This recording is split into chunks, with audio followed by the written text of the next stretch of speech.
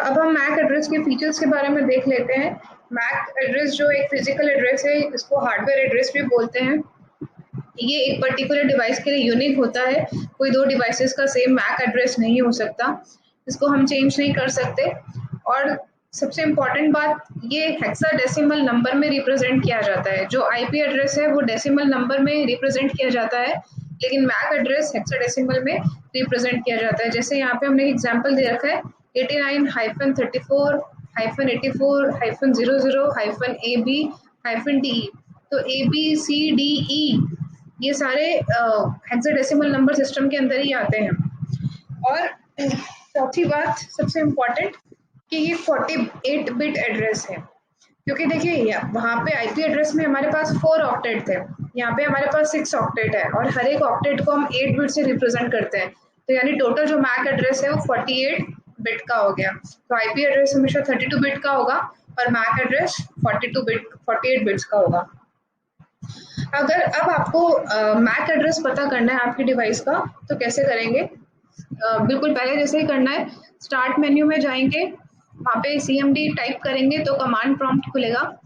Command prompt जब खुल जाएगा, उसमें आप कमांड देंगे ipconfig/all।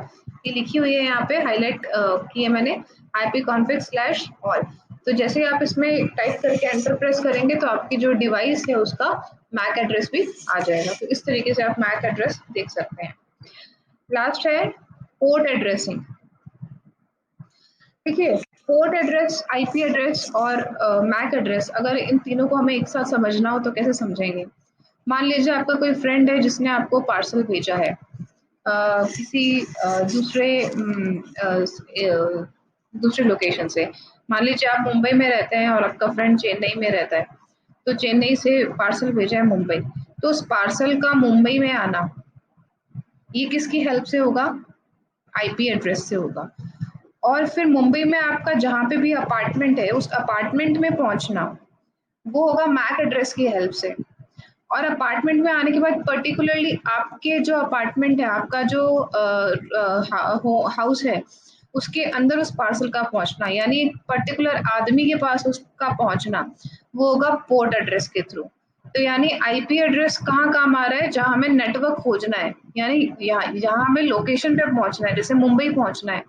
उसके बाद अगर हमें अपार्टमेंट में ही जाना है कि कहाँ वो पर्टिकुलर आदमी कहाँ रहता है, यानी कि पर्टिकुलर जो नोड है वो किस नेटवर्क, किस लोकल एरिया नेटवर्क में है। जैसे अगर मैं मुंबई की बात करूँ तो मुंबई में भी, मुंबई के अंदर किस कॉलोनी में, किस अपार्टमेंट में है, तो वो होता है मैक एड्रेस के थ्रू।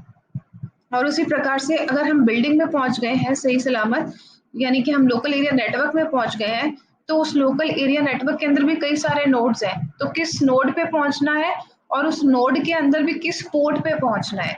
देखिए, नोड, कोई भी नोड है, कोई भी कंप्यूटर है, कोई भी डिवाइस है, उसमें एक समय में कई सारी प्रोसेस चल रही होती है।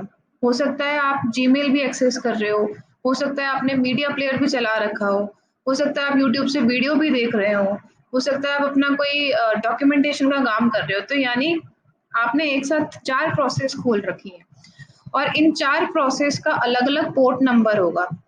और अगर हमारे पास कोई पार्सल आया है, कोई मैसेज आया है दूसरे नेटवर्क से, तो वो किस प्रोसेस पे जाएगा? यानी कि आप ऐसे समझ सकते हैं कि आप कोई यूट्यूब वीडियो देखना चाहते हैं, तो वो यूट्यूब सर्वर से आपके नोड तक पहुंच जाएगा मैक एड्रेसिंग के थ्रू।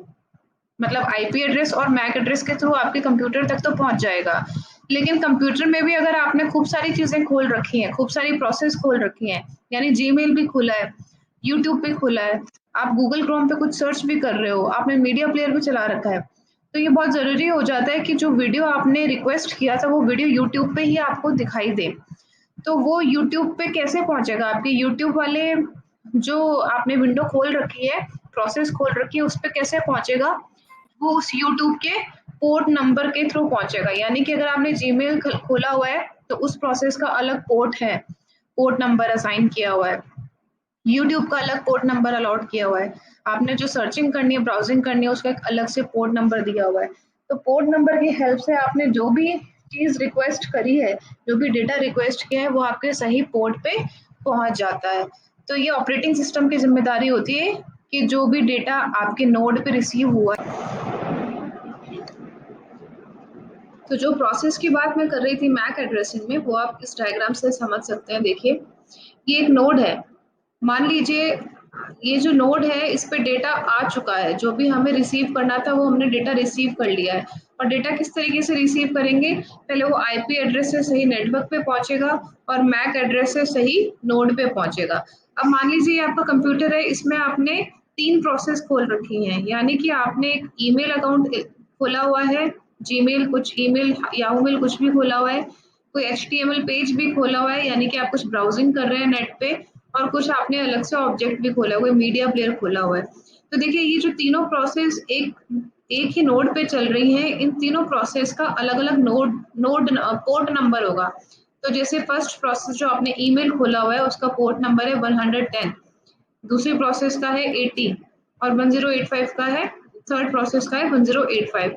तो अगर मान लीजिए आपने ये मेल भेजना है या फिर मेल आपको रिसीव करना है, तो आपका जो मेल वाला जो डेटा है वो नोड तक तो सही सलामत आ गया, लेकिन आगे वो कैसे डिसाइड होगा कि वो मेल पे खुलेगा या फिर इस ब्राउजर में भी जा सकता है या फिर इस दूसरे वेब ऑब्जेक्ट में भी जा सकता है।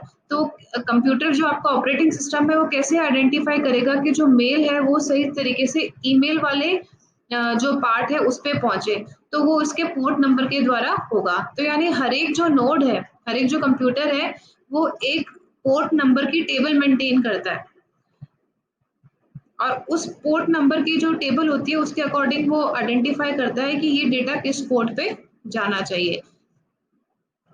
नेक्स्ट देखते हैं how to find port number. एक रिसोर्स मॉनिटर करके कमांड है, स्टार्ट मेन्यू में आप जाएंगे, वहां टाइप करेंगे रेस्टमॉन रिसोर्स मॉनिटर, इस पे आप एंटर प्रेस करेंगे तो कुछ ऐसा खुलेगा। इसमें आप नेटवर्क वाले पार्ट में जब जाएंगे, नेटवर्क में नीचे देखेंगे लिस्टिंग पोर्ट्स, कौन कौन से पोर्ट्स लिस्टिंग है। तो देखिए, ये सारे, ये जो सारी प्रोसेस हैं जो लेफ्ट हैंड साइड में आ रही हैं, और ये इनके पोर्ट नंबर है।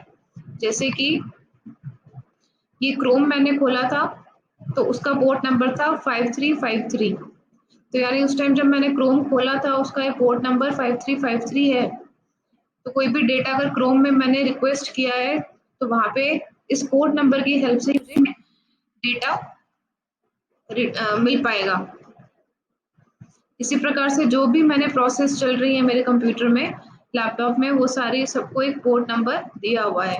ये पहले के पोर्ट नंबर अलॉट किए हुए हैं जब मैंने क्रोम खोला था। तो इस प्रकार से आप पोर्ट नंबर भी देख सकते हैं। तो आज हमने तीनों चीजें पढ़ी हैं, आईपी एड्रेस क्या होता है, मैक एड्रेस क्या होता है, और पोर्ट एड्रेस क्या होता है। तो माइक जब भी आप कोई डेटा ट्रांसमिट करेंगे या डेटा रिसीव करेंगे, तो हमेशा जब जो भी डेटा आप ट्रांसमिट कर रहे हैं उसमें डेस्टिनेशन का आईपी एड्रेस भी होना चाहिए, डेस्टिनेशन का मैक एड्रेस होना चाहिए, और पोर्ट एड्रेस, तीनों चीजें उसमें मेंशन होनी चाहिए। तो आईपी एड्रेस से तो आपका डेटा सही नेटवर्क पे पहुंचेगा, मैक एड्रेस से आपका जो डेटा है वो नेटवर्क से, एक नेटवर्क के अंदर खूब सारे नोड कनेक्टेड हैं, तो किस नोड पे जाना है ये मैक एड्रेस से पता चलेगा, और एक नोड पे पहुंचने के बाद भी कौन सी प्रोसेस पे जाना है वो पोर्ट नंबर से पता चलेगा। तो कोई भी आप डेटा जो मैसेज भेजते हैं नेटवर्क के थ्रू, तो उसमें ये तीनों चीजें होनी चाहिए। तो ये तीनों हमने बेसिक्स इसके आज देख लिए। नेक्स्ट लेक्चर के अंदर हम स्विचिंग टेक्निक्स देखेंगे।